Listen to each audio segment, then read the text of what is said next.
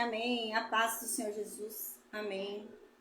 Amém. A paz do nosso Senhor Jesus Cristo, pessoal que está acompanhando pelo Facebook, amém. A paz do Senhor Jesus, para o pessoal que está acompanhando pelo Facebook, pelo Instagram, pelo YouTube, amém. A paz do Senhor Jesus, pessoal que está acompanhando pelo Meet, a Maria Oliveira, Jaciara, o Daniel, Francisco, a paz do nosso Senhor, amém. A paz do nosso Senhor Jesus Cristo, quem vai acompanhar a aula aí pelos grupos no WhatsApp, pelos áudios, glória a Deus, amém, amém, amém, amém. Hoje a gente vai falar sobre Jeremias 4, né? Ontem a gente falou sobre Jeremias 3, falamos até um pouquinho sobre Abacuque, né? Ali a gente começa a entender um pouquinho o contexto do livro de Abacuque, porque a gente começa a entrar dentro do cenário que Abacuque vai mostrando pra gente ali, né? Onde a terra não produz o que ela deveria produzir, né? Então, a figueira não produz o que ela deveria produzir, a videira não produz mais o que ela deveria produzir, né? A oliveira, né, engana a gente que vai dar as azeitonas e não dá, né? E ontem eu expliquei isso daí, né? Esse contexto começa a surgir ali, esse cenário começa a surgir desenhado pra gente ali com Jeremias, né? Jeremias começa a explicar pra gente esse cenário e por que tá assim, nessa situação. E lá no livro de Abacuque, Abacuque vem falando de novo sobre isso pra gente, né? Então, amém, glória a Deus. E hoje a gente vai falar sobre Jeremias capítulo 4. Jeremias capítulo 4 fala sobre a mesma questão que nós já havíamos estudado, na Bíblia já havia sido falado sobre isso. Tem um momento, né, que a circuncisão, né, que Deus quer, não é a do prepúcio, mas sim a do coração. Essa é a verdade. Há esse questionamento sobre, precisa ou não, né, agora em Cristo. A gente precisa ainda fazer a circuncisão ou não? E se eu não me engano, Paulo, né, ele fala, não precisa mais, porque a verdade é que a circuncisão que Deus quer é a do nosso coração. De nada adianta fazer a circuncisão, cortar o prepúcio ali, né, como símbolo de uma aliança que não é respeitada, porque o nosso coração não respeita aquela aliança. Então Deus não quer religiosidade, Deus não quer várias ações externas que digam que a gente está com Ele, que a gente o respeita e respeita a aliança dele, mas Deus quer que de fato respeitemos de coração, né? E é isso que fala, tá? Então, amém. A gente vai ver isso hoje em Jeremias aí capítulo 4, glória a Deus, amém, amém. Tem uma música que a gente ouviu agora, que é uma música que eu gosto muito, muito mesmo. Essa música, o nome da música é A Tua Mesa Cura, essa música. Eu esqueci o nome de quem canta. Mas o nome da música é A Tua Mesa Cura. Tamires Garcia que canta. E a gente estava ouvindo agora, né? Na verdade, o contexto dessa música, ela fala pra gente ali sobre o livro de Cantares, né, que a gente já estudou. O contexto da música tem a ver ali com aquele poema de Cantares, né? Mas eu acho que é uma música tão extraordinária, né? Fala tanto assim sobre a verdadeira relação que Deus quer que a gente tenha com Ele, né? E eu queria ler um pouquinho só o trecho dessa música pra gente falar um pouquinho sobre ela antes da gente começar a aula de hoje. Diz assim a música, tanto que eu trabalhei, tanto que eu me desgastei, tanto que o sol me queimou, né? E cuidando de uma vinha que não era minha. Tentando achar o meu valor, tentando te impressionar, eu fiz tudo isso, né? E será que um dia eu vou poder ser o suficiente? Tanto que eu trabalhei, tanto que eu me desgastei, né? Tanto que o sol me queimou cuidando dessa vinha que não era minha, né? Então aqui ela diz depois, né? Em casa, na mesa, em meio aos meus irmãos, eu descobri a extensão do teu amor, sem palcos ou aplausos. Longe das multidões, eu descobri que eu sou aceito por ti, né? Em casa, na mesa, ela repete aqui, né? Carrega o nome da família. Então ela diz, os meus esforços não compram Deus. Os meus esforços não te compram. Eu te conheci quando aprendi a descansar. Os meus esforços não compram Deus. Os meus esforços não te compram. E eu só te conheci quando aprendi a desfrutar. Em casa, na mesa, em meio aos meus irmãos. Ali eu descobri a extensão do teu amor, né? Então, é muito linda a letra dessa música. E essa letra dessa música fala muito comigo. E eu queria falar um pouquinho sobre isso, sobre esse aspecto que eu enxergo na letra dessa música, né? Ela diz que ela trabalhou muito tempo, que ela desgastou muito tempo da vida dela, ao ponto dela ter sido até queimada pelo sol, né? E na verdade ela viu que tudo aquilo que ela fez era por uma vinha que não era dela. Ela não precisava ter feito. É isso que ela tá falando. Ela fez um trabalho muito árduo. A Paz Silvana, ela fala que ela fez um trabalho muito árduo, levou muito tempo, ela sofreu muito, se desgastou muito e hoje carrega cicatrizes por esse período que ela trabalhou e hoje ela percebe que ela não precisava ter feito isso. E isso fala muito comigo, né? Então aqui ela diz, e isso tudo eu fiz tentando achar o meu valor. Tudo que eu fazia era tentando encontrar o meu valor e tentando impressionar a Deus. Eu fiz tudo isso. E então, toda vez que eu fazia tudo isso, e ali sofrendo e cheia de cicatrizes e cheia de feridas, eu me perguntava, será que nunca eu vou ser o suficiente? Será que eu sempre tenho que fazer algo? Né? Eu nunca posso ser o suficiente para ele, eu nunca vou bastar, né? E isso fala muito comigo, gente. Eu queria dividir com vocês isso hoje, antes da gente começar a nossa aula. Houve um tempo na minha vida que eu não conhecia Deus da forma que eu conheço hoje. E eu ainda tenho muito a conhecer. Eu ainda não conheço Deus da forma que Deus quer que eu o conheça. Ainda falta muito. Eu ainda estou engateando nessa caminhada. Mas houve um tempo que eu não conhecia Deus dessa forma que hoje eu conheço. E eu conhecia pelo que os outros me diziam sobre Deus. E o Deus que as pessoas me apresentavam era um Deus que exigia tanto, gente. Deus exigia tanto de mim. E eu fazia todas essas coisas porque eu achava que esse Deus exigia esse tanto de mim. E eu fazia desesperadamente, porque eu achava que se eu não fizesse, eu não teria valor diante de Deus. E eu ficava naquele desespero de alcançar o sonho da minha vida, de ter a minha oração atendida. E aquelas pessoas diziam que se eu fizesse aquilo para Deus, se eu começasse a me dedicar mais a Deus, fazendo tudo aquele monte de coisa, né? Ele me ouviria. Ele então, eu teria valor diante de Deus, impressionaria ele, né? E então ele se atentaria a mim. E gente, eu fiz isso. Eu fiz isso de tal forma que chegava tempos em que eu tinha problemas físicos por causa do excesso de coisas que eu fazia para tentar agradar a Deus. Com as limitações da doença, tudo, as pessoas, quando eu tinha perdido, eu estava até falando ontem para Maria, quando eu perdi meu filho, há quase 10 anos atrás, eu perdi meu filho com 5 meses, né, de gestação, eu não tinha o conhecimento que eu tenho hoje, e as pessoas me falaram, Deus fez você perder seu filho porque Deus queria chamar sua atenção, Deus quer que você faça mais, Deus quer que você faça mais para ele, e as pessoas começaram a me dar uma tabelinha das coisas que eu tinha que fazer. E gente, aquilo era tão sofrido para mim, eu fiz tudo aquilo que as pessoas diziam para eu fazer. E ainda assim não acontecia, meus sonhos não vinham. E eu fazendo tudo aquilo, né? E as pessoas falando, não, deve estar faltando mais alguma coisa, Bruna, acrescenta mais isso. E as pessoas ficavam me falando essas coisas. E eu ficava tão frustrada. Eu falei, não é possível, Deus. O que mais eu preciso fazer? O que mais o Senhor quer de mim? E eu cheguei nesse questionamento dessa mulher, dessa música. Será que eu nunca vou ser o bastante para o Senhor?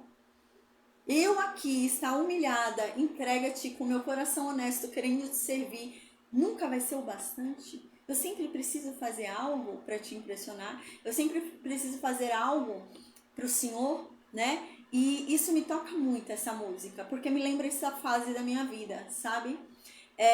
E aqui ela continua e diz assim, né? Em casa, na mesa, em meio aos meus irmãos, eu descobri a extensão do teu amor. Longe dos palcos, longe dos aplausos, longe das multidões. Enfim eu descobri que eu sou aceita por ti. E é assim que eu me senti, sabe? Houve um tempo da minha vida em que eu achava que Deus não me aceitava. E era isso que as pessoas me diziam, que para Deus me aceitar eu tinha que fazer aquele monte de ritual, aquele monte de coisa. E gente, aquilo era muito penoso para mim. Tinha até uma pessoa que eu considerava minha amiga, ela me cobrava muito. E ela tinha muita saúde para fazer para Deus. Eu não tinha a mesma saúde que ela. E eu não conseguia ter a mesma disposição que ela tinha. E eu falava, caramba, mas será que Deus não vê isso? Eu não tenho a mesma saúde dela. Se eu fizer a mesma coisa que ela faz, eu vou ser internada. Eu vou precisar internar, passar por quimioterapia, eu vou precisar me tratar. porque eu não tenho saúde para isso, né? Eu falei, caramba, como que Deus está me cobrando algo que eu não tenho condições de fazer? E eu fazia e me desgastava. Então eu lembro do que essa mulher fala aqui, o sol me queimou e eu cuidava de uma vinha que não era minha. Eu chegava assim internada, a doença que eu trato, né, até hoje, piorava. E eu era internada por causa dessas coisas que eu fazia, querendo agradar a Deus, né? Então, eu lembro até hoje que eu fui num pastor. Eu busquei a Deus em muitos lugares, gente, muitos lugares. Desde os meus 13, 14 anos eu tenho esse anseio de conhecer a Deus. E eu buscava a Deus, só que eu falava, Deus, eu quero te conhecer ao ponto de o Senhor sentar comigo e a gente conversar. Eu quero ter intimidade contigo, de conversar como amigo. E olha que eu não conhecia a Bíblia como conheço hoje, mas eu queria ter essa intimidade com Deus. E eu fui em muitos lugares tentando achar esse Deus de intimidade, né? Gente, eu fui já no catolicismo, fui no espiritismo, já fui em consulta de tarô, já fui em adivinhação, eu fui em um monte de coisa que vocês possam imaginar, buscando a Deus. Eu já cheguei aí em mesas espíritas, onde eu sentava, eu já tomei passe, onde eu sentava e falava com um espírito, entre aspas, um demônio, na minha frente. Eu conversando com ele, sabe? E aí depois eu, naquela ânsia de procurar quem é Deus, falei, não, eu não tô sentindo Deus aqui. Aí eu ia para outro lugar. Aí eu falava, não, também não tô sentindo Deus aqui. E eu ficava pulando, tentando encontrar Deus, né? E então nessa eu ficava nesse anseio, tentando encontrar Deus, tentando encontrar Deus. Enfim, eu tinha conseguido ir em um lugar que eu tinha sentido um pouquinho de Deus. Foi na igreja quadrangular. Eu fui numa igreja quadrangular. E lá eu senti, eu falei, eu acho que eu tô no caminho certo. Mas eu ainda não senti que eu estava com Deus. Mas eu senti que, sabe quando você tá indo numa rua, onde lá no fim tem uma porta fechada, e se eu abrir a porta, eu vou entrar na sala de Deus? Eu comecei a sentir esse tipo de coisa. Eu falei, eu tô no caminho certo. Mas eu ainda não tô sentindo Deus do jeito que eu quero sentir. Então, né, eu comecei a ir em várias igrejas relacionadas a esse segmento, né? Relacionadas a isso, né? Comecei a procurar várias igrejas ali protestantes, né? Eu falei, não, eu acho que é esse sentido que eu tenho que ir. Então eu comecei a buscar igrejas protestantes, várias. Eu fui na Universal, gente, fui na Congregação, fui em várias. Fui na Adventista, fui em todas, fui em várias. Então, começaram a me falar isso, né? Quando eu perdi meu bebê, eu fui numa igreja, naquela coisa, né? Eu falei, por que Deus me tirou meu filho? Eu tava desesperada, falei, o que foi que eu fiz, né? Eu não vejo, não entendo que pecado eu cometi. Porque as pessoas me diziam isso, que a culpa era minha. Deus tirou meu filho de mim porque a culpa era minha. E eu ficava, caramba, mas eu quero entender o que foi que eu fiz, que eu não entendo o que foi que eu fiz para a culpa ser minha, o que foi que eu fiz de errado. Deus podia me mostrar, porque na próxima vez que eu engravidar, eu não vou cometer o mesmo erro para ele não tirar de novo meu próximo filho. Eu ficava pensando assim, era uma tortura, gente. Então eu lembro que nas igrejas que eu comecei a ir, me falaram isso, faz tal coisa, me dá na lista. E eu comecei a fazer. E era muito penoso tudo aquilo. E o sol me queimava. A doença ia piorando. De tanto me esforçar, a doença piorava, né? E eu achava que daquela forma eu estava agradando a Deus e de alguma forma eu iria impressioná-lo ao ponto dele me dar o que eu tanto desejava, o que eu tanto sonhava, né? E quanto mais eu fazia, mais longe parecia que eu estaria daquilo que eu queria. Porque eu ia e ficava doente, precisava fazer quimioterapia, então eu zerava, tinha que esperar um tempo até a quimioterapia sair do meu corpo para eu tentar engravidar de novo, né? Então parecia cada vez mais longe, e nisso eu ficava naquele questionamento, caramba, será que eu nunca sou o suficiente para Deus? Será que o fato de eu estar aqui com o meu coração entregue a Ele, tentando buscar Ele verdadeiramente, não é o bastante? O que Deus quer que eu faça, né? O que mais eu faço, eu não sei o que fazer. E eu ficava naquela angústia. Então, um determinado dia eu encontrei um pastor Jailson, lembro até hoje, pastor Jailson. E eu cheguei nesse pastor, eu estava tão mal alimentada, estavam me ensinando tão errado a Deus, que eu reproduzi aquilo de errado que me ensinavam. E a gente tem que ter muito cuidado, né? Com o que a gente escuta sobre Deus, com o que a gente absorve, com o que a gente aprende. A gente tem que conhecer a Deus verdadeiramente para a gente não falar bobagem que a gente escutou falarem pra gente, né? E eu fiz isso. Eu não conhecia a Deus verdadeiramente, eu conheci esse pastor Jailson, né? Que até tem uma aluna aqui que vai congregar na igreja dele.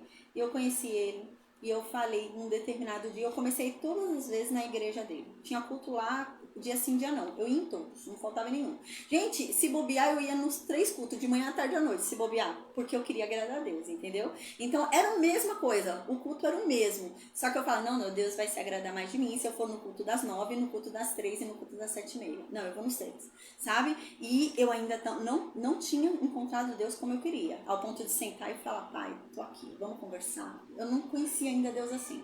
Mas eu sentia que eu estava no caminho certo, que no final ali ia ter uma porta que eu ia conseguir entrar. Eu ia entrar numa salinha, a porta ia se fechar atrás de mim, eu ia sentar com ele. Onde eu queria chegar, sentar e conversar com ele. E ele ia estar naquela salinha. E eu sentia, estou no caminho certo. E então, eu lembro que nesse pastor, um dia, né, eu ficava indo direto.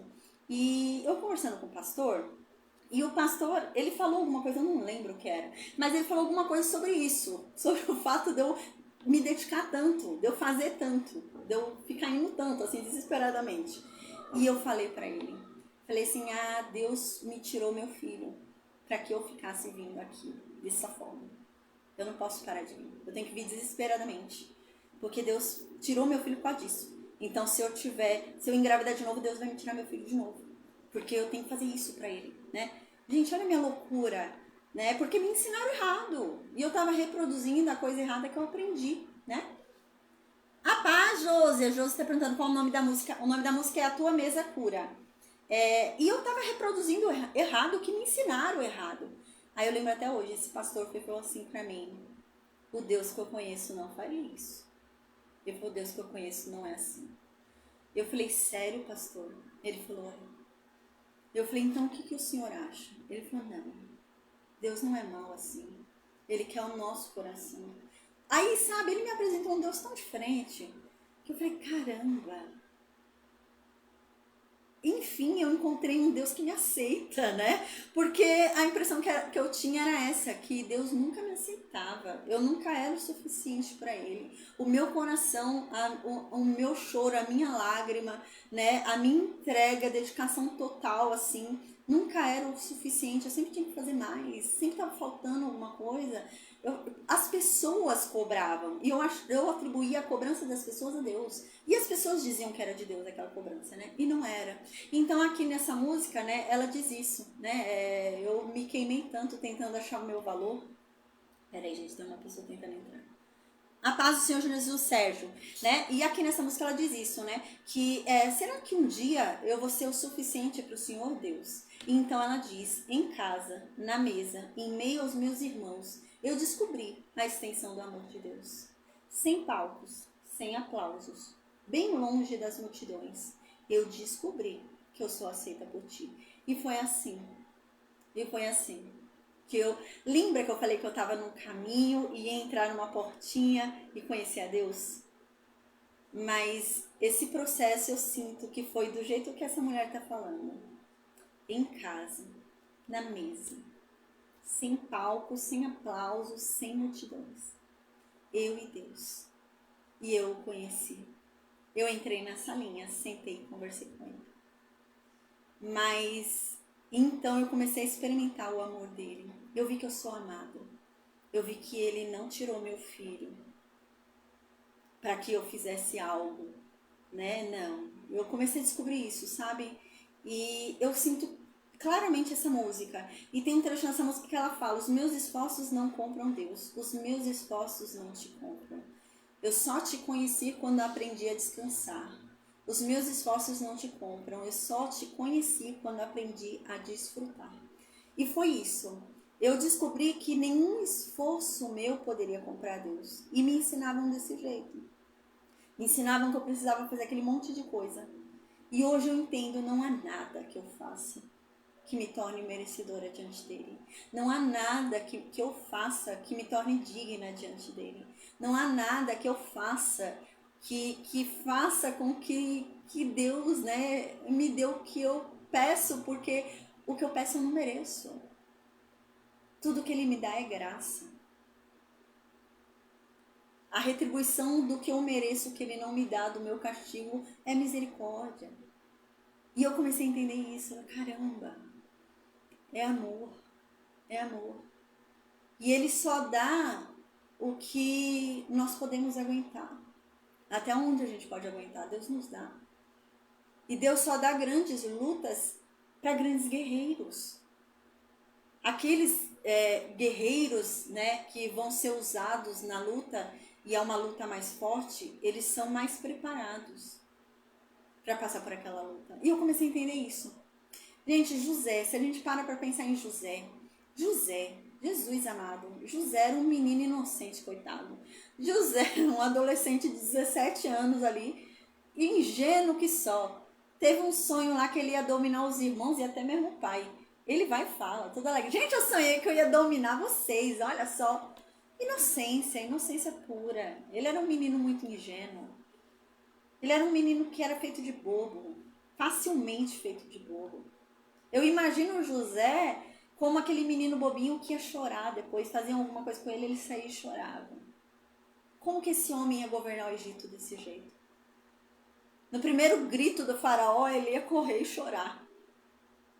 Como que esse homem ia governar o Egito? Ele foi lapidado ali, em meio à escravidão, em meio à prisão. Ele foi forjado, ele foi tornado forte, passando por uma escravidão, vendido como escravo pelos próprios irmãos. Ele foi para uma terra em que ele nem falava a língua. O Egito se falava uma língua estrangeira, não era a língua dos hebreus. Ele teve que falar uma nova língua, aprender uma nova língua.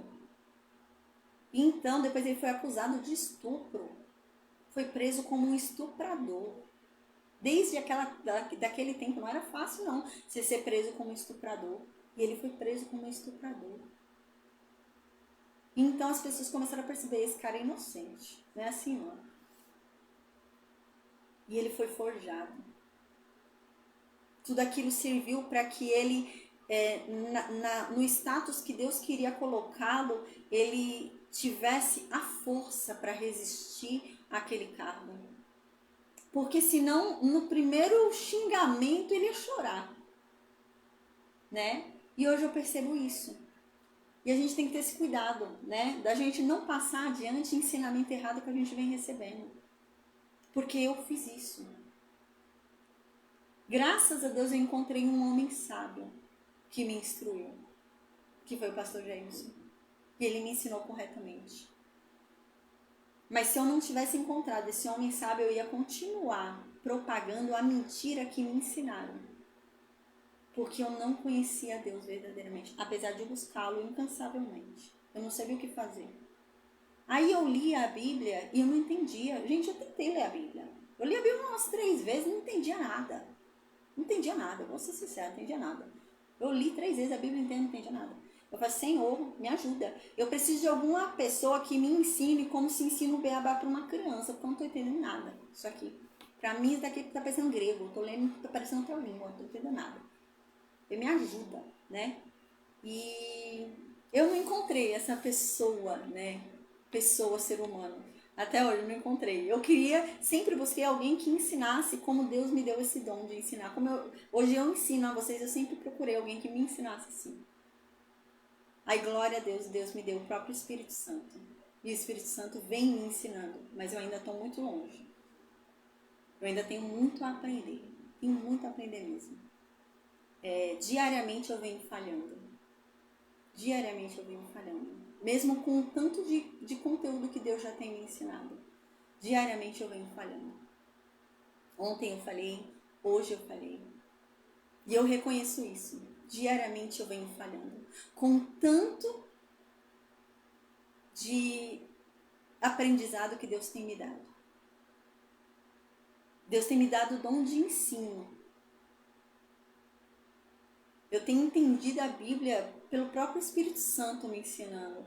E eu tenho repassado adiante tudo que eu tenho recebido de graça. Tudo que eu tenho recebido pela misericórdia de Deus. Eu tenho passado, pela graça de Deus, eu tenho passado adiante. E Deus tem me ensinado tanto, tanto, tanto. E ainda assim, eu tenho falhado. Hoje mesmo eu falhei. Eu pequei. Né? E eu fico pensando isso, caramba. Com o nível de conhecimento que Deus tem me dado. E ainda está muito longe do nível de conhecimento que Deus quer que eu tenha. Porque a gente ainda está muito longe de onde Deus quer que a gente chegue. Mas ainda assim, Imaginem como era antes. O que me falavam eu acreditava. Quando você não lê, quando você não conhece a verdade, você é obrigado a acreditar no que te dizem. Era o que acontecia comigo. Hoje eu sou conhecedora da verdade, mas ainda há muito que a conhecer, ainda há muito que conhecer ainda. Eu ainda tenho pouco conhecimento, eu ainda quero muito mais, que Deus ainda me conceda mais conhecimento e mais sabedoria. Mas hoje, pelo menos, eu tenho um filtro. Hoje eu consigo discernir, igual eu sei que eu falei. Eu sei que eu falho diariamente. Diariamente eu falho. Ontem eu falei, hoje eu falei de novo. Eu falho. Sem querer, né? Às vezes a boca é grande demais, né? Eu acabo falando, comentando algo que eu não devia comentar. Acaba meio como uma fofoca. Às vezes eu penso algo que eu não deveria ter pensado. Às vezes o meu coração, sem querer, acaba se alegrando, né? Por uma coisa ruim que aconteceu com alguém que fez algum mal pra mim. Isso é pecado. Não significa que eu sou hipócrita. Porque o hipócrita é aquele que continua no erro. Mas significa que eu reconheço a minha fragilidade quando eu entendo o que eu falei. Né? E eu só entendo o que eu falei e reconheço a minha fragilidade porque Deus tem me feito conhecer a verdade. Então, e se eu não conhecer a verdade, o quão perigoso que vai ser o caminho para mim? Como era antes, né? Que tortura que era para mim servir a Deus. Um Deus que eu não conhecia. Era uma tortura, porque os outros me ensinavam errado. E quando eu conheci a Deus verdadeiramente, quando eu entendi quem era Deus, eu entendi que não é uma tortura servir Ele. É leve. Foi o exemplo que eu dei uma vez em uma aula. Tem uma mulher que se casou com um homem. E esse homem ele era muito ruim para ela. Esse homem era um homem muito cruel. E ele deixava uma lista para ela de coisas que ela tinha que fazer em casa. E ela fazia, seguia lá a listinha que ele deixou. Só que ela fazia aquilo parecer tão penoso, ela ficava tão chateada. Quando ele chegava, ele pegava a lista e ia conferir se ela fez tudo que estava na lista. Esse homem morreu. Quando esse homem morreu, ela conheceu um homem tão bom, um homem extraordinário. E o homem um dia estava trabalhando e ela foi limpar a casa e caiu esse papel, essa lista do ex-marido dela, do homem que morreu. Ela falou, deixa eu ver se eu faço ainda essas coisas. E, gente, para surpresa dela, ela fazia muito mais do que estava naquela lista. Mas não era penoso, não era pesado. Porque ela o amava verdadeiramente. E quando você ama verdadeiramente, nada do que você faça é demais.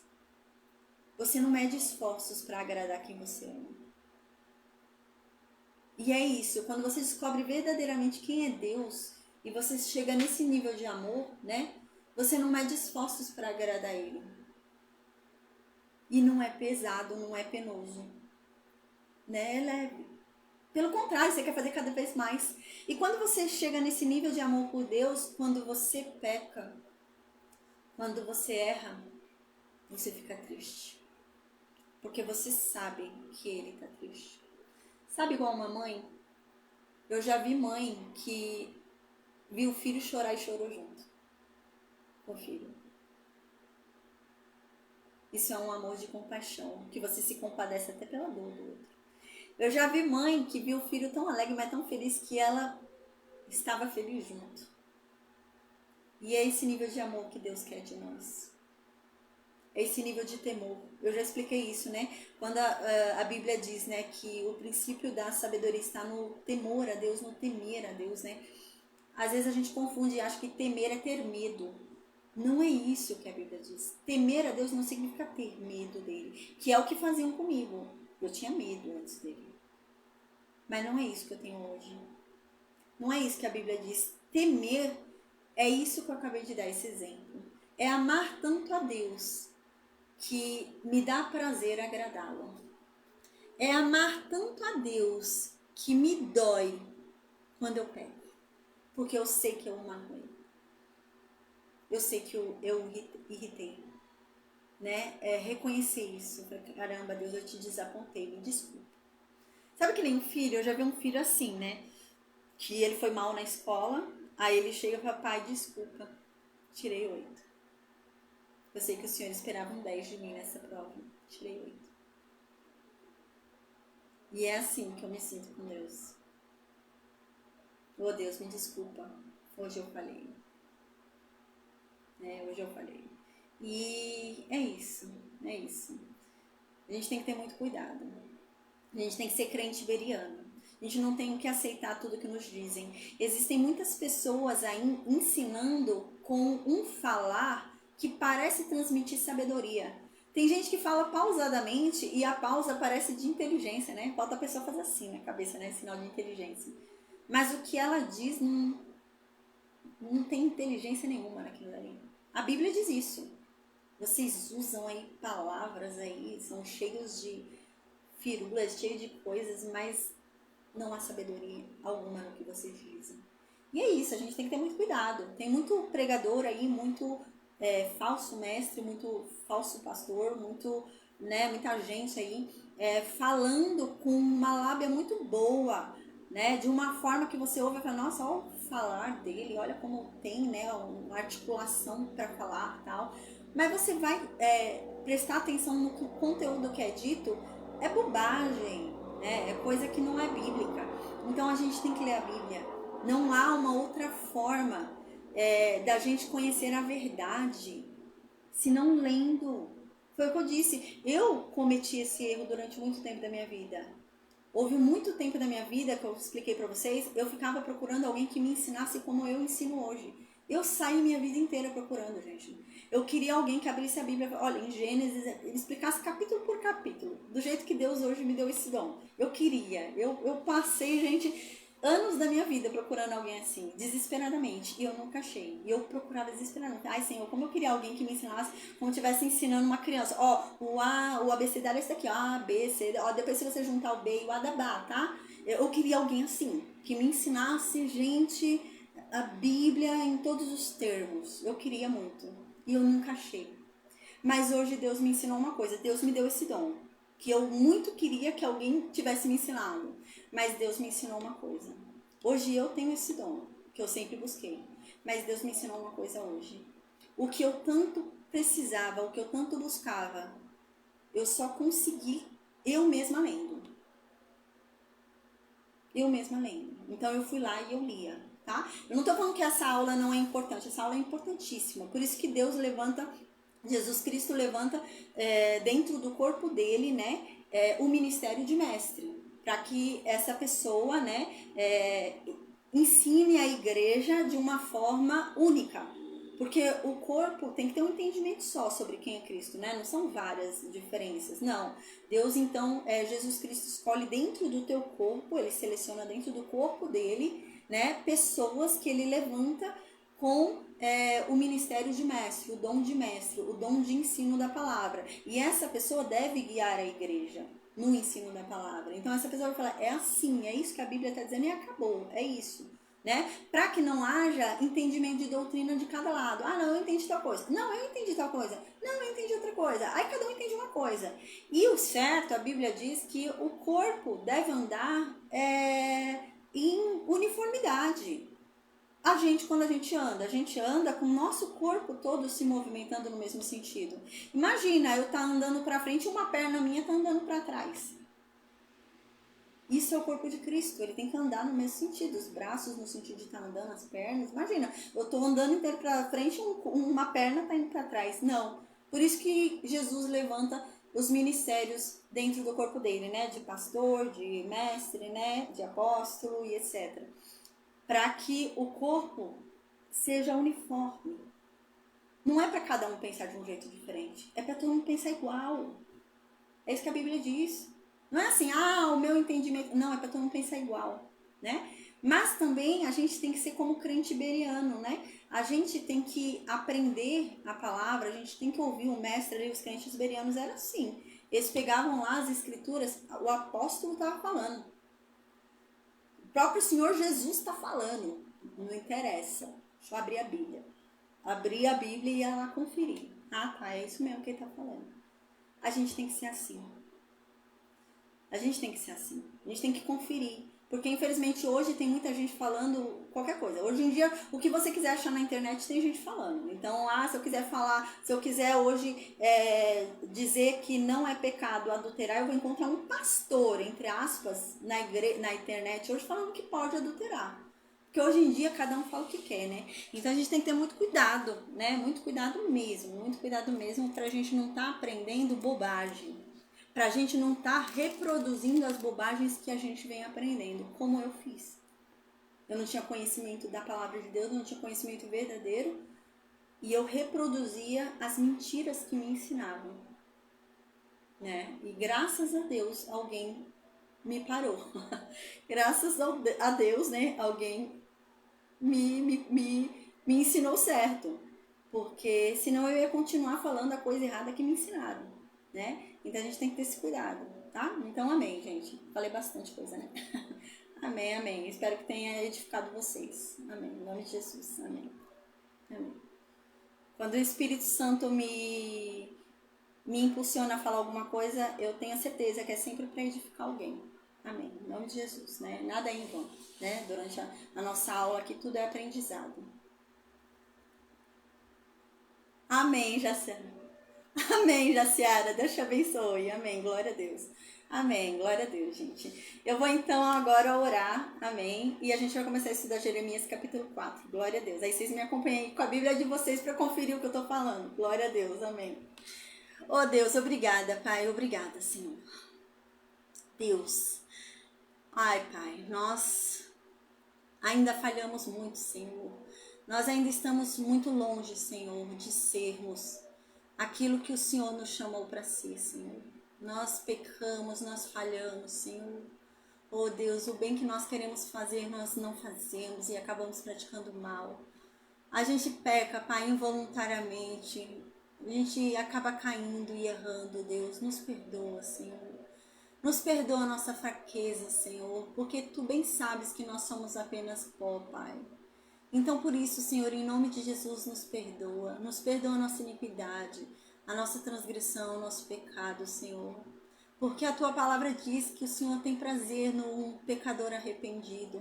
A Tua palavra diz que o Senhor recebe com alegria aquele que se arrepende, Pai. Então, em nome de Jesus, que o Senhor nos receba com alegria, que o Senhor nos purifique, que o Senhor nos limpe da nossa imundície, nos lave da nossa sujeira. Que o Senhor nos purifique, porque não somos dignos de estarmos na Sua presença, Deus. Mas que o Senhor, Pai, nos purifique para que possamos, meu Deus, chegar na Tua presença, que possamos falar contigo, que possamos ouvir a Tua voz, que possamos compreender a Tua mensagem, Senhor. Oh Deus, em nome de Jesus, que a Tua palavra, Pai, venha falar conosco de uma forma muito clara, de uma forma inconfundível, que a Sua verdade venha nos transformar os nossos corações, as nossas mentes, Senhor, que venhamos a compreendê-la, Pai, de uma forma inequivocada, para que venhamos a obedecê-la, Senhor, porque tudo que nós mais queremos é sermos agradáveis ao Teu paladar, Senhor. Nós queremos andar em obediência, então nos ensina, Pai, para onde devemos ir, o que devemos fazer. Nos ensina, Pai, a Tua justiça. Nos ensina, Pai, os Teus desígnios, nos ensina o Teu Evangelho, Senhor, para que venhamos a cumprir a Tua vontade, Pai, em nome de Jesus, Senhor, amém. Deus, que o Senhor nos livre de todo mal, nos proteja nessa caminhada, Senhor, porque o inimigo, Pai, está feroz e quer, Pai, nos derrubar, quer nos afastar de Ti. Mas, Deus, nós já escolhemos pelo Senhor, nós já decidimos que somos Teus e não somos daqueles que voltam atrás, nós não somos daqueles que retrocedem. Nós, meu Deus, amamos a Ti, queremos a Ti, independente das circunstâncias. Não importa, meu Deus, se haverá chuva ou não. Não importa, meu Deus, se alcançaremos ou não a nossa promessa. Porque a Tua palavra diz que muitos daqueles morreram sem ter o cumprimento da Sua promessa. Mas morreram contigo, Deus, salvos. E tudo que nós mais queremos neste mundo é a tua presença. Como Davi um dia disse, Senhor, só não afasta de nós a tua presença. Assim como Moisés um dia disse, Senhor, se o Senhor não vier conosco, nós não vamos a lugar algum. E assim somos nós, Deus. Nós precisamos de Ti. Sem Ti nós não somos nada, Deus. Oh Deus, que o Senhor desvie de nós a sua ira. Não se atente aos nossos pecados, Deus. Que o Senhor nos conceda da Tua misericórdia e da Tua graça. Deus, alivia o nosso fardo. Em nome de Jesus, Senhor, amém. Deus, em nome de Jesus, Pai, muda o nosso cântico. Que o Senhor, meu Deus, nos dê sabedoria. Porque a Tua palavra diz que todo aquele que orar pedindo sabedoria, a receberá. Então, Deus, em nome de Jesus, nos dê sabedoria para ler a Tua palavra e entendê-la. Nos dê sabedoria para ouvir a Tua palavra e compreendê-la. Nos dê sabedoria para praticar tudo aquilo que estamos aprendendo. Nos dê sabedoria para ensinar tudo aquilo, meu Deus, que estamos aprendendo. Nos dê sabedoria, Senhor, para sermos Cristo nessa terra. Nos dê sabedoria para sermos a Bíblia viva que as pessoas lerão. Nos dê sabedoria para darmos um bom testemunho ao Teu respeito, Pai, porque não carregamos mais o nosso próprio nome, mas damos testemunho do Seu nome nessa terra. Que venhamos a ter essa consciência para jamais envergonhá-lo, nem no público e nem no privado, Deus, mas que venhamos a honrar a Ti, no oculto, no público, que venhamos a ser justos porque Tu és justo, que venhamos a exercitar a compaixão, que venhamos, meu Deus, a exercitar todo o Seu caráter, todos os Seus atributos, que o Espírito Santo de Deus venha e nos transborde com Teu fruto, para que venhamos cada vez mais a experimentar do caráter de Deus e sermos Cristo na vida dos outros. Amém, Senhor. Obrigada por mais essa oportunidade de estarmos aqui reunidos diante dessa santa palavra que nos aviva, que nos transforma. Obrigada, Deus. E que ela venha a cumprir os efeitos dela sobre cada um de nós, nos revelando os nossos pecados e nos levando ao verdadeiro arrependimento, para que venhamos a nos humilhar diante de Ti, buscando o Teu perdão, de forma sincera, Deus, e que venhamos a mudar, que venhamos a agir diferente, que venhamos a andar pautados na Tua palavra, que venhamos a praticar a Tua justiça. Em nome de Jesus, nos ensina a sermos melhores, Deus, porque somos maus, somos ruins, Deus. Nós ainda praticamos o mal, Deus. Uma hora ou outra nós somos cruéis com o nosso próximo, ainda que em pensamento, no coração, ou mesmo em atitudes, na boca, em qualquer lugar, meu Deus, nós acabamos sendo cruéis. Nos perdoa, Deus. Nos perdoa e nos purifica. Nos ensina a sermos melhores. Nos ensina a ser, meu Deus, a boca que traz vida e não a boca que tem espada e julgamento. Nos ensina a ser a boca que traz saúde e não a boca que propaga fofoca. Nos ajuda, Deus, a julgar menos e a ter mais compaixão.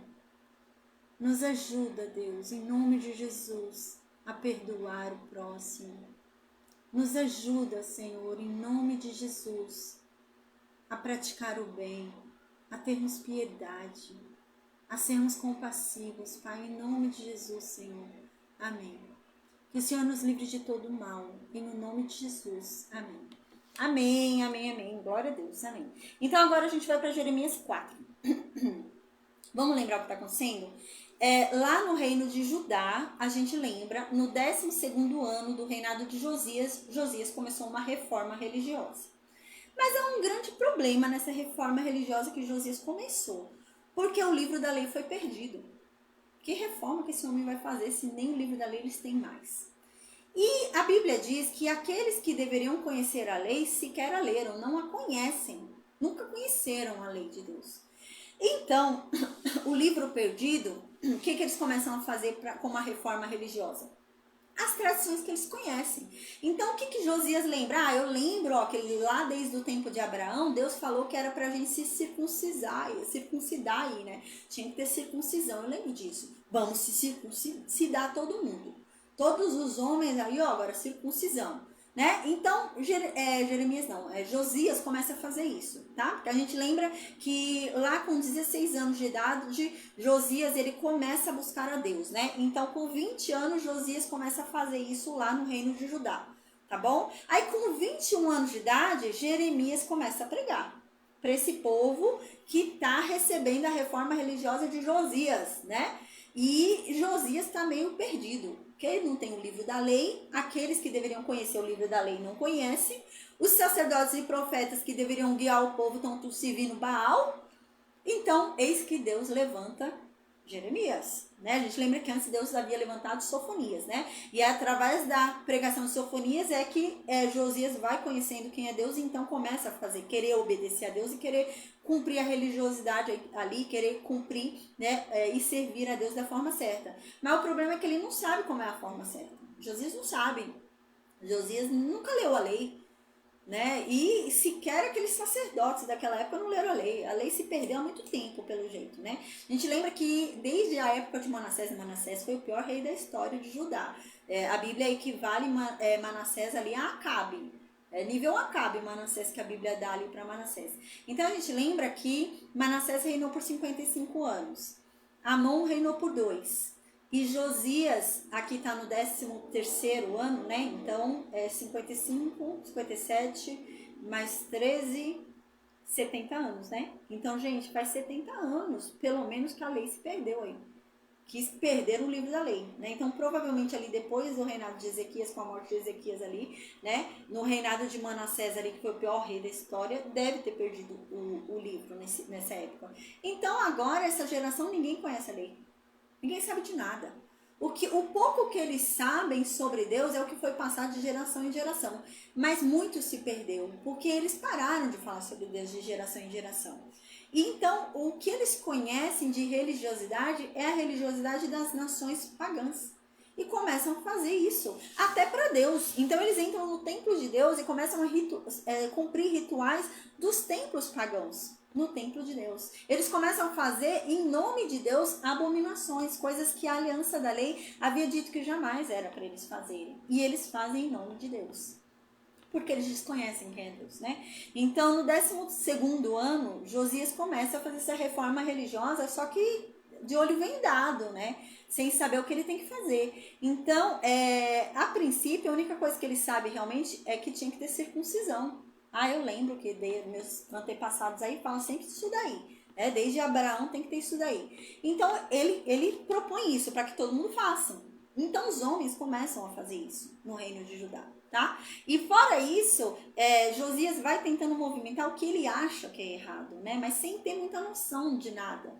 Então, Jeremias agora é levantado por Deus para ir guiando esse povo. Né? E a princípio, a pregação de Jeremias é para que esse povo se converta, se arrependa e seja salvo. Mas o problema é que isso não vai dar certo, né? Então é uma falsa conversão que esse povo vai ter. Então agora Jeremias começa a pregar como realmente no intuito de ir guiando Josias. Porque Josias quer fazer, mas não sabe como. O livro se perdeu, né? Ele não sabe como fazer. Então Josias vai guiando esse povo. Tá? Então agora a gente lembra, a gente está entre o 13º ano de Josias ali e o 18º ano do reinado de Josias. Tá? A gente está nesse período aqui do reino de Judá e então Jeremias começa aqui a pregar sobre essa reforma, né? O que será feito, o que deve ser feito nessa reforma. A gente lembra que a gente está muito perto aqui do cativeiro, do primeiro cativeiro, onde Daniel vai ser levado lá com os amigos dele. A gente está há uns 18 anos, se for considerar o 18º ano do reinado de Josias, a gente está há uns 18 anos aí do cativeiro, do primeiro cativeiro, tá? Então tá bem pertinho aí. Então, dentro desse contexto agora, a gente lembra que na aula passada, né, Jeremias havia falado que o povo começou a buscar Deus, lembra? O povo começou a buscar Deus agora, porque Josias está incentivando o povo a buscar Deus. Então Josias agora está querendo converter o povo, né? Então Josias, o que Josias faz? Todo mundo vamos para a circuncisão. Todo mundo começa a ir fazer circuncisão. Então, além disso, Josias começa a pegar sobre o Deus que ele estava querendo conhecer, né? Desde os 16 anos até os 20 anos ele começou a conhecer ali. Ele começa a falar sobre esse Deus aí e o povo realmente começa a clamar para esse Deus, né? Começa realmente a falar: Pai, o Senhor é o nosso Pai, né? O Senhor é nosso Pai desde lá do tempo do Egito, né? Então vem e faz um milagre aqui pra gente, né? A gente lembra que aqui eles estão numa situação muito má, muito ruim. Faz tempo que não tem chuva, né? E era uma época onde você só vivia praticamente a maior parte da economia do país, a economia mundial, era da agricultura. Se tinha que ter agricultura, você vivia da agricultura, né? Então, a agricultura precisa de chuva e não chovia. Não estava chovendo, então o que eles plantavam não frutificava, então eles tinham ali plantações que apodreciam, estragavam, porque não tinha chuva, estragou, né? Então os pastos que antes eram verdes e bonitos começaram a secar. E dentro desse contexto, o que começa a acontecer? Os gados começam a morrer, o povo começa a morrer, porque não tem comida. E as coisas começam ali a ficar tudo secas, né? Então a uva, a videira, né, já não dá mais uva, a oliveira já não produz mais azeitona, é tudo mirrada, não dá nada, né? A figueira já não produz mais figo, né? Então tá nesse contexto, tá? Que eu até expliquei, Abacuque entra nesse sentido mesmo, né? Quando o Abacuque fala lá no livro dele. É esse cenário que tá acontecendo. É isso realmente que está acontecendo. Então, Deus vem e fala: é lógico, por que é que não está chovendo? Porque vocês pecaram contra mim. Vocês me esqueceram. Vocês me esqueceram e são como uma prostituta, né? E é isso que Jeremias vem falando. Vocês são como uma prostituta. Vocês me abandonaram. Eu ali, o marido de vocês, e vocês me abandonaram para se deitar contra os deuses. E agora querem que eu mande chuva? Eu não vou mandar chuva, não. E é por isso que vocês estão aí sofrendo sem nada. Por isso que a figueira de vocês não dá figo. Por isso que a videira de vocês não dá uva. Por isso que a oliveira de vocês não dá azeitona. Por isso que os gados de vocês estão morrendo. Por isso que os filhos e filhas de vocês estão morrendo desnutridos. Né? E é dentro desse contexto agora que Jeremias continua falando, tá? Então agora no capítulo 4, Jeremias continua falando dentro desse contexto, onde o povo está tentando buscar a Deus, mas Jeremias está falando: tá errado. Como vocês buscam a Deus e acendem incenso a Baal? Como vocês buscam a Deus e ao mesmo tempo estão nas montanhas se prostituindo por Baal? Tá errado. E dentro desse mesmo contexto agora, Jeremias vai ficar guiando esse povo, porque esse povo tá tentando buscar a Deus, mas tá tudo desnorteado, tá tudo que nem barata tonta, né? Não sabe para onde ir e o que fazer. Então agora no versículo 1, Jeremias diz: se vocês se converterem, Israel, se vocês se converterem para mim, voltarem a mim, o que é converter, né? Conversão é você tá indo para uma direção, então você volta para trás, né? Igual quando você tá indo de carro em algum lugar, aí fala assim, conversão, não é? Conversão? Aí você vai e entra naquela conversão. O que você vai fazer naquela conversão? Você vai voltar. Conversão significa voltar, né? Então esse Deus está falando aqui: se vocês se converterem a mim, se vocês voltarem a mim, no princípio vocês eram meus. Vocês eram meus a princípio. Quando a gente fala em conversão, a gente está voltando para ele, porque desde o princípio nós éramos dele. Então voltemos a ele, né? E é nesse sentido: se vocês voltarem para mim, e se vocês afastarem os horrores de vocês da minha presença, né? Então não basta só vocês voltarem para mim, mas vocês precisam afastar da minha presença todos os seus horrores. Ou seja, vocês precisam afastar da minha presença todas essas abominações aí que vocês estão adorando. Precisa destruir todos esses altares, essas imagens, tudo isso daí que vocês estão adorando precisa destruir. E fora isso, vocês têm que mudar. Porque os horrores deles também são as ações deles. Então eles precisam mudar, afastar da presença de Deus os horrores deles. Então eles têm que parar de mentir.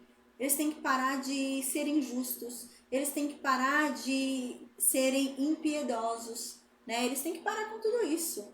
E aqui diz, e não vagares mais. Eles têm 3 coisas para fazer para Deus perdoar eles. Né? 4, na verdade são 4 coisas para fazerem para Deus perdoar eles. Aí aqui Deus fala, se vocês não vagarem mais, né? O que é vagar? Eles estão andando sem rumo. Eles estão andando por caminho nenhum, é isso que Deus está dizendo. Vocês não têm que vagar, vocês têm que andar nos meus caminhos. Vocês têm que andar no caminho em que eu estou. Vocês não estão andando no caminho que eu estou. Vocês estão vagando por aí em caminho nenhum. Então, se vocês pararem de ficar andando aí em caminho nenhum e começarem a andar nos meus caminhos, se vocês começarem a afastar da minha presença os seus horrores, as coisas que vocês fazem, que para mim são horrendas, e se vocês voltarem para mim, e se, no versículo 2, vocês jurarem pela vida de Deus na verdade, ou seja, se vocês jurarem por mim, eles juravam muito por Deus. Juravam muito. Eu juro por Deus, né? Nessa época se fazia muito. A gente viu isso também com relação a Faraó, né? Se fazia muito. Jurava-se muito por Deus, né? Eu juro por Deus. E era algo que era muito importante. Existiam julgamentos, por exemplo, né? Que não tinha provas, que a pessoa fez nada. Você não tem provas. Então, você fazia a pessoa jurar por Deus. Se a pessoa jurou por Deus, você acreditava no juramento dela. Então, suponhamos que a pessoa roubou mesmo. Ela era um ladrão, ela roubou. Mas não tinha como provar, mas você tem uma suspeita muito forte, que foi ela que roubou. Mas você não tem como provar. Então, já como você não tem como provar, você fala, foi você, ele não admite que foi ele. Então, como é a forma que eles faziam? Então, jura por Deus. Porque se você estiver mentindo, Deus vai te castigar. Jura por Deus que você não fez isso. Era algo muito sério. E a pessoa jurava, né? Mas o que estava acontecendo nessa época? A pessoa estava jurando errado. A pessoa roubou, só que a pessoa na cara larga falava, eu juro por Deus que não fui eu. E foi. Era um mentiroso, né? Então, é a mesma coisa assim, sei lá, por exemplo, era uma testemunha, né? Era uma testemunha e estava acusando alguém de alguma coisa. E essa testemunha tinha que jurar por Deus, que ela estava falando era verdade. Mas era uma testemunha falsa. Ela não viu nada.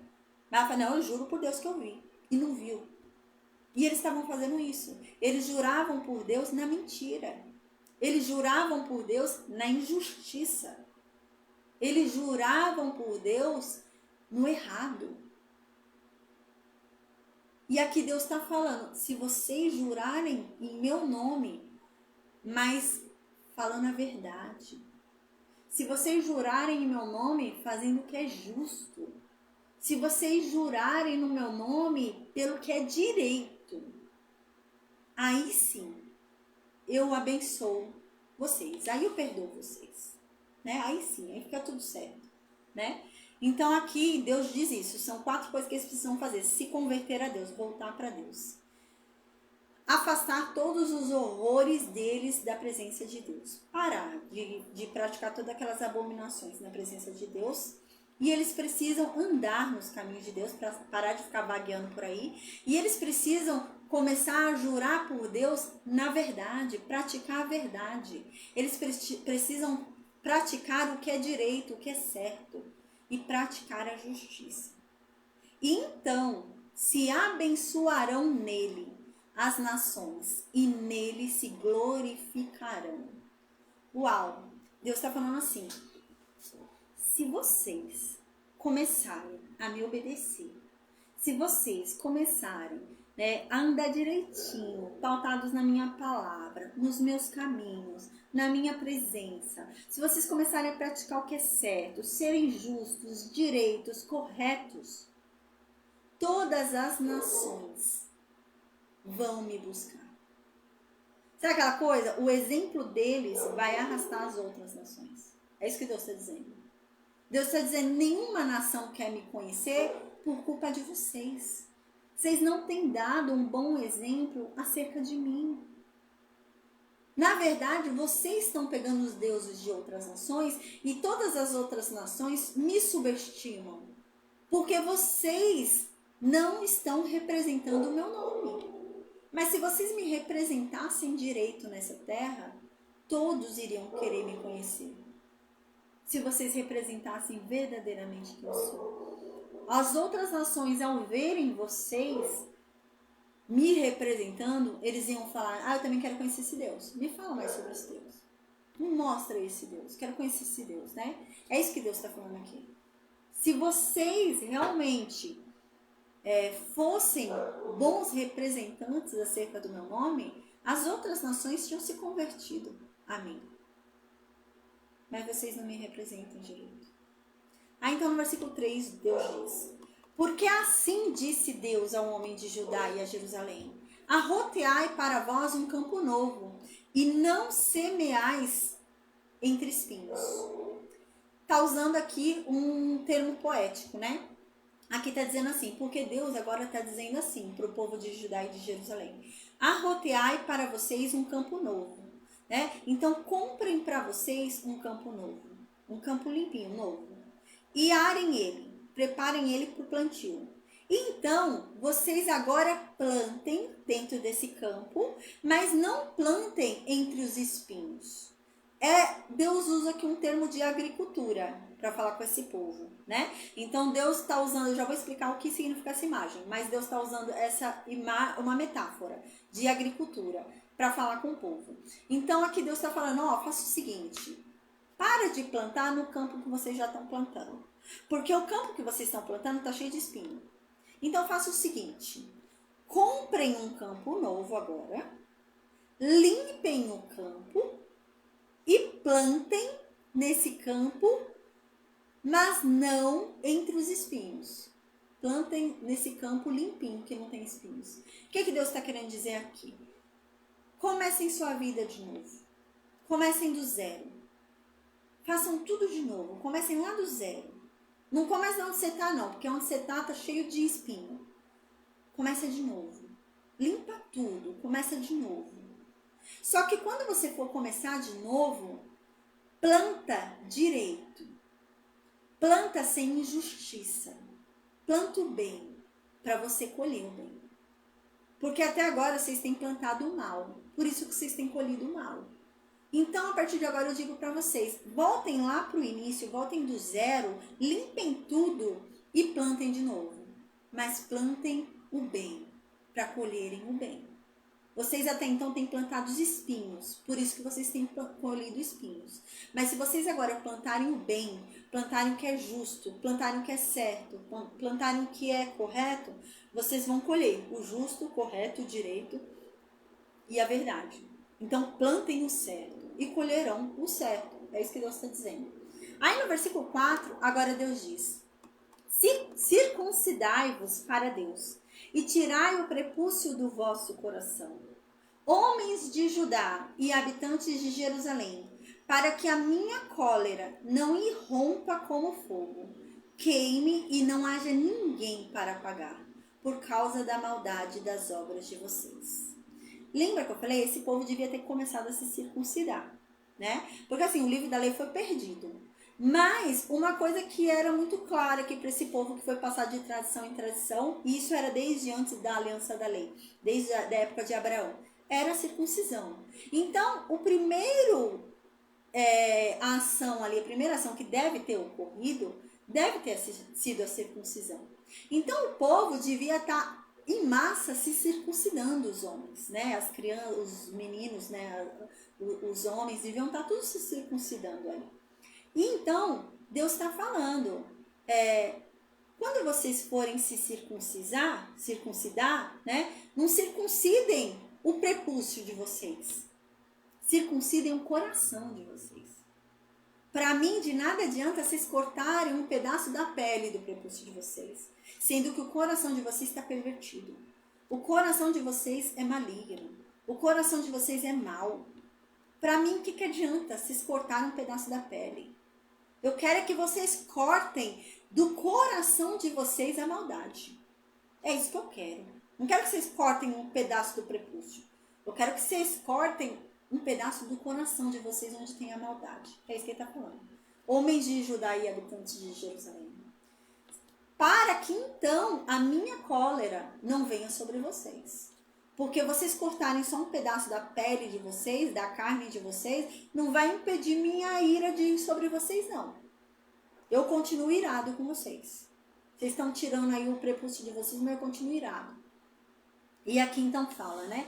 E a minha ira vai vir sobre vocês como fogo, e vai queimar, e não haverá ninguém que possa apagar. E tudo isso vai acontecer por causa da maldade de vocês.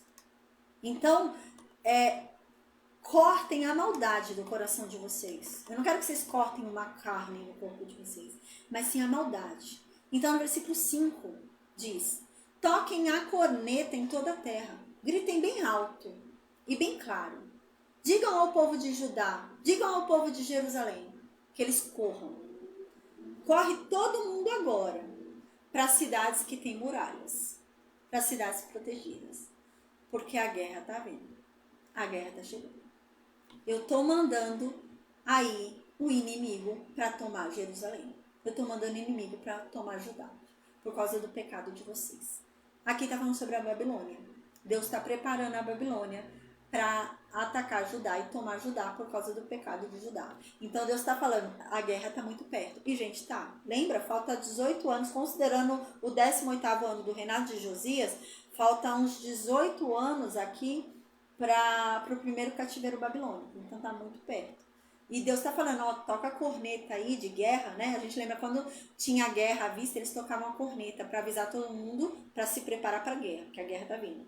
E Deus está falando, toca a corneta, que a guerra tá vindo. A guerra tá vindo, começa a gritar bem alto. A gente lembra aqui o que acontecia, como que era a visualização da cidade, né? Tinha a muralha, tinha as torres ali na muralha, né? Os vigias ficavam lá em cima da muralha, né? Para ver se tá vindo algum exército atacar. O exército tá vindo atacar, tocava-se a corneta para a cidade inteira ouvir que a guerra estava vindo. Então todo mundo se preparava, todo mundo ia pegar suas espadas e ia se preparar. E nesse sentido, né, uma pessoa começava a ir para os lugares mais altos da cidade e começava a gritar: a guerra, estão vindo! E começava a gritar para todo mundo ir correr e se preparar, né? E é isso que está falando aqui. Se preparem, a guerra está vindo. Façam isso mesmo. E corram para cidades que têm muralhas e fiquem protegidos lá, porque está vindo a guerra. Aí no versículo 6 diz: levantai um sinal em direção a Sião. Fujam. Não fiquem parados não, viu? Porque eu estou trazendo uma desgraça muito grande lá do norte. E vai ser uma enorme ruína. É sobre a Babilônia que está falando. Aí no versículo 7 diz: como um leão que sai do esconderijo dele, um destruidor de nações está vindo. E ele vai acabar com Judá. As cidades de Judá vão ser destruídas. E eu digo, ninguém vai morar mais nelas. Ninguém vai morar nelas, né? E realmente, né, a gente lembra que vai ficar desolado o negócio, né? Na última, né, são 3 invasões que vão ter, né? Vai ter o primeiro cativeiro, o segundo cativeiro e o terceiro é quando é todo mundo levado embora realmente e a cidade inteira é queimada, destruída, né? E é isso. Tá falando sobre a terceira vez, onde vai ser tudo destruído. Aí no versículo 8 então diz: portanto, por causa disso, então, vistam a roupa de pano grosseiro como um sinal de tristeza. Lamentem e chorem, pois o fogo da ira de Deus não se desviou de vocês. Imagina esse povo ouvindo isso. Queriam matar Jeremias, né? Porque esse povo era tão assim, supersticioso, que eles pensavam, ai, Deus vai vir se vingar da gente, porque o Jeremias está falando. Jeremias, em vez de profetizar a nosso favor, está profetizando contra nós, vamos matar Jeremias. Era assim que o povo pensava, né? Então o profeta está falando sobre Deus, né? Falando uma coisa ruim sobre Deus, e o povo ficava supersticioso. Não fala isso, fala coisa boa, mas ele está falando que tem que falar. E o povo ficava, vamos matar esse profeta, porque ele só profetiza coisa ruim ao nosso respeito, né? Era assim que era. E aqui, então, ele está falando, né? Ó, por causa disso eu digo. Não adianta. Vocês estão aí, ó, circuncidando o prepúcio de vocês. Vocês estão aí orando a mim, me chamando de pai. Vocês estão aí que nem barata tonta, não sabem nem o que fazer. Vocês querem saber o que fazer? Então eu digo. Coloquem roupa de pano grosseiro agora. Se humilhem. Né? Como sinal de tristeza, porque não é que eu vou salvar vocês não, é como sinal de tristeza. Coloquem roupa de pano grosseiro aí, lamentem, chorem, porque eu ainda tô irado com vocês. Esse prepúcio aí de vocês não tirou minha ira não. Até agora vocês não têm aplacado minha ira. Eu ainda estou revoltado, estou ainda irado com vocês. É isso que Deus está falando. Tudo que vocês estão fazendo ainda não aplacou minha ira, não. Então, aqui no versículo 9 diz: O Senhor Deus disse, naquele dia os reis e as autoridades perderão a coragem. Os sacerdotes vão ficar abalados e os profetas ficarão admirados. Que dia? No grande dia em que Jerusalém caiu na mão de Nabucodonosor, o terceiro cativeiro. Nesse dia, os reis perderão a coragem, os sacerdotes ficarão abalados e os profetas ficarão admirados. Aí no versículo 10, então diz: Então eu disse, né? Jeremias falou, né? Então Jeremias disse para Deus: Ó Deus, então o Senhor enganou o seu povo. Então, na verdade, o Senhor enganou o povo de Jerusalém. Porque o Senhor um dia disse que a gente teria paz. O Senhor prometeu isso. O Senhor prometeu que nós teríamos paz, mas a verdade é que o Senhor tem colocado uma espada na nossa garganta. A gente não tem tido paz, não. Então, no versículo 11 diz: Está chegando o tempo de dizer ao povo de Jerusalém que do deserto um vento muito quente vai soprar sobre o povo de Deus. E não vai ser o vento fraco que separa a palha do trigo, diz Deus. O vento que Deus vem mandando é um vento muito forte. E Ele mesmo é que vem vindo para dar a sentença contra o povo dele, né? Então aqui está alertando que vai vir uma coisa, e é uma coisa muito séria, que é a Babilônia, né? Então no versículo 13 diz: Olhem lá. Agora ele começa a descrever o que é que vem vindo, tá? Então agora ele começou a descrever a cena. Então ele está querendo que o povo se arrependa. Então ele está falando: se vocês não se arrependerem, é isso que vai acontecer. Então ele começa a descrever a cena do que vai acontecer. Ele começa a dizer: então agora o povo vai lamentar e vai chorar porque a ira de Deus ainda não foi aplacada. Enquanto a ira de Deus não for aplacada, o fim de vocês é esse. E começa a descrever. Agora ele vai começar a descrever Jerusalém sendo invadida. Ele diz assim: olhem lá. Os inimigos estão vindo como nuvens. Olha os carros de guerra dos inimigos. Eles são como uma forte ventania. Olha os cavalos lá dos inimigos de Jerusalém. São mais rápidos do que as águias. Ah, Jerusalém está perdida. Judá está acabado. Aí no versículo 14 diz: Jerusalém, limpe a maldade do coração de vocês, para que então você possa ser salvo. Não é o prepúcio que eu quero que vocês cortem. É a maldade no coração de vocês. Até quando, Jerusalém? Até quando, Judá? Você vai continuar com esses pensamentos maus? Até quando você vai continuar com sua ruindade, a sua maldade?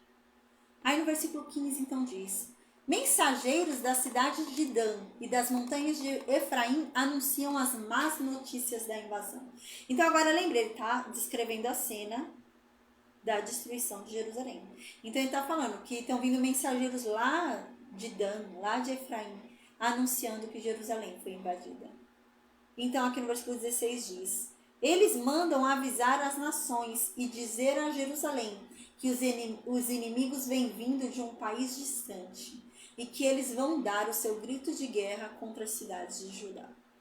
Babilônia, né?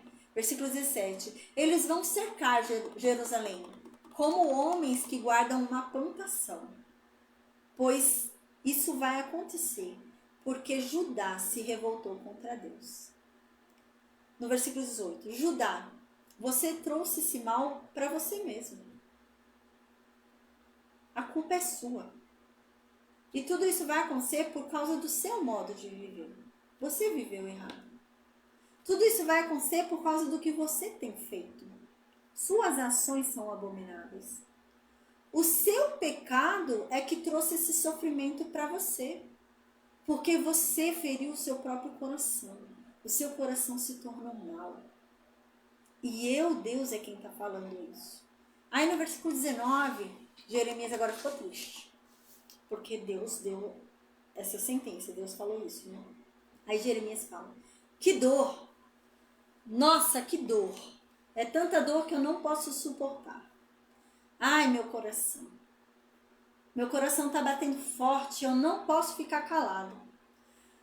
Pois eu ouvi a corneta de guerra. Eu ouvi os gritos de guerra. E eu estou aflito, porque eu vi o que vai acontecer com Judá. Então aqui no versículo 20, Jeremias fala, uma desgraça vem atrás da outra. Eu estou vendo. Vai ser uma coisa atrás da outra. E realmente vai ser assim mesmo, né? É muito perto uma da outra, né? Uma invasão da outra é muito perto. São 3, né? E a terceira é que é levada de vez. E aqui Jeremias fala isso. É uma desgraça atrás da outra. Eu estou vendo. O país inteiro está destruído. De repente eu estou vendo que todas as nossas barracas estão destruídas. As nossas cortinas estão rasgadas em pedaços. As casas estão destruídas. Meu Deus, até quando eu vou ver essas bandeiras dos inimigos estendidas? E até quando eu vou ficar ouvindo esse som de batalha? Jeremias diz. E ele está vendo a impressão que a gente tem é que ele está tendo uma grande visão, né? Ele está descrevendo o que vai acontecer. E ele está vendo isso com um grande lamento. Ele está vendo a guerra. Ele está vendo a invasão de Nabucodonosor, né? Então no versículo 22 diz... Deus diz então, né, depois do que Jeremias fala, porque Jeremias que fala tudo isso, né? Jeremias está indignado, Jeremias está apavorado com o que ele está vendo. Então Deus diz, Jeremias, o meu povo não me conhece. O meu povo não tem juízo. O que é juízo? Lembra? Juízo é a capacidade de você saber o que é certo e o que é errado. Como que você vai saber o que é certo e o que é errado se você não conhece a Deus? Deus é quem te mostra o que é certo e o que é errado. Como você vai conhecer o que é certo e o que é errado se o que é certo e o que é errado estava na lei, está na palavra de Deus, se você não conhece? Como que eu vou saber o que é certo e o que é errado se eu não leio a palavra de Deus, se eu não conheço a palavra de Deus? E era a mesma coisa aqui. Esse povo não sabia o que era certo e o que era errado, porque esse povo não conhecia a lei, não conheciam a Deus. Como eles iam conhecer a Deus? Conhecendo a lei. Não conheciam Deus. E Deus fala, esse povo não tem juízo. Esse povo não me conhece, Jeremias. Eles são todos como umas crianças bestas, crianças bobas, que não entendem as coisas. Criança desobediente. Jeremias, para fazer o mal esse povo é rápido. Mas para fazer o bem, eles não sabem. Quando é para fazer o mal, eles são muito espertos. Mas quando é para fazer o bem, eles se tornam bobos. Aí no versículo 23 diz, então eu olhei, Jeremias falando, né? Então eu olhei, e agora a terra estava vazia. Não tinha ninguém morando lá. E no céu nesse dia não havia luz, estava tudo muito triste. Olhei para as montanhas e as montanhas tremiam. Eu olhei para os montes e os montes ficavam balançando para lá e para cá, para lá e para cá. E eu vi que não tinha uma só pessoa, não tinha ninguém. Até os passarinhos fugiram. Vi ainda que a terra que antes era boa, agora virou um grande deserto. Eu vi que as cidades haviam sido destruídas por Deus, por causa da sua grande ira. Deus disse que a terra toda vai virar um deserto, mas Deus não vai destruí-la completamente. Aqui está falando que a terra vai ser destruída, mas não completamente, porque eles vão voltar, lembra? Depois ali no decreto de Ciro, depois ali na época do reinado da Pérsia, né? Um pouquinho volta ali na primeira remessa e mais um pouquinho volta depois da história de Esther, né? Então é isso que está falando aqui, não vai ser destruída totalmente, porque o povo ainda vai voltar para lá. Então diz aqui, Deus diz isso, a terra vai virar um deserto. Jeremias falando que viu, né? Deus disse para mim, Jeremias falando que a terra toda vai virar um deserto. Mas ele não vai destruir a terra completamente, não. Aí no versículo 28, Jeremias diz, a terra vai chorar, o céu vai ficar escuro, porque o que Deus disse vai cumprir. Ele não muda de ideia. Se ele falou que vai acontecer, é porque vai. E a terra já está lamentando por isso. Porque isso que ele está falando que vai acontecer, vai acontecer. Ele já decidiu. E ele não volta atrás no que ele diz. Aí no versículo 29 diz, quando vocês ouvirem o barulho dos cavaleiros, quando vocês ouvirem o barulho dos atiradores de flecha, vocês todos vão sair correndo. Alguns vão fugir lá para a floresta. Outros vão subir pelas rochas, escalando rochas. A verdade é que todas as cidades de Judá vão ficar vazias e ninguém morará nelas. Ó Jerusalém, no versículo 30, Jeremias fala: ó Jerusalém, você está condenada. Deus já disse o que vai acontecer.